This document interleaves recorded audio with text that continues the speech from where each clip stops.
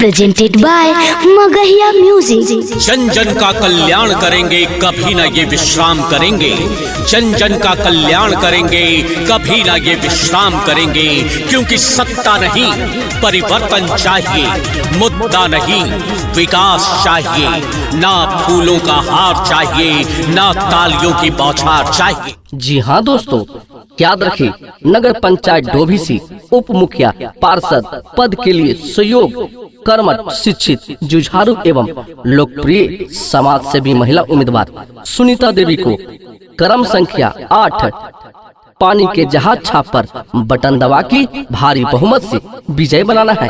याद रखिए दोस्तों, पानी का जहाज छाप क्रम संख्या 8 पर बटन दबा के भारी बहुमत से इन्हें विजय बनावे। सुनीता देवी जिंदाबाद जिंदाबाद जिंदाबाद। चौथी मंडल लोक संजय कुमार जिंदाबाद जिंदाबाद जिंदाबाद। जहाज छाप जिंदाबाद जिंदाबाद जिंदाबाद। अब की चुनाव के बोले हो गई आगे।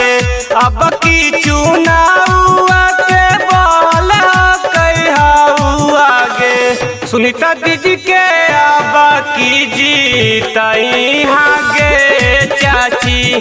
क्रम संख्या 8 पर बटन दबाई हागे चाची। गरीब के नेता हाथिन, सबके चाहेता हाथिन। गरीब के नेता हाथिन, सबके चाहेता हाथिन। जहाज छप पर बटन दबाई हागे चाची। क्रम संख्या 8 पर बटन दबाई हागे चाची। जीतेगा वो जीतेगा, सुनीता दीदी जीतेगा। क्यों पड़े हो चक्कर में, कोई नहीं है टक्कर में। जहाँ देखे जहाँ छाप दबाए बटन।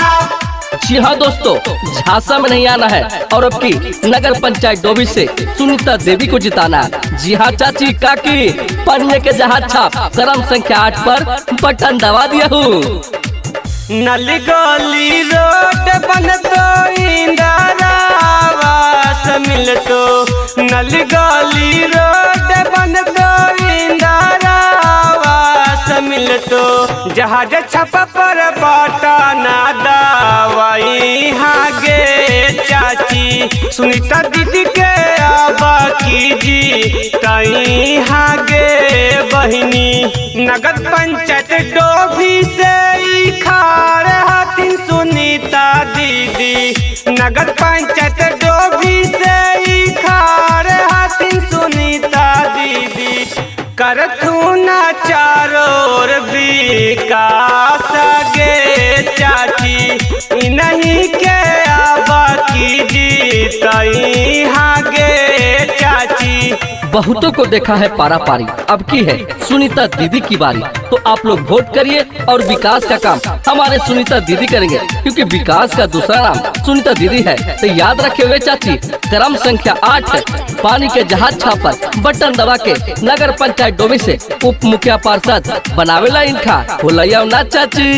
विधा पेंशन मिलता खूब तारा तुन विकास आगे। हाथ जोड़ी नीरुई कारा हाथुन गोहारावागे।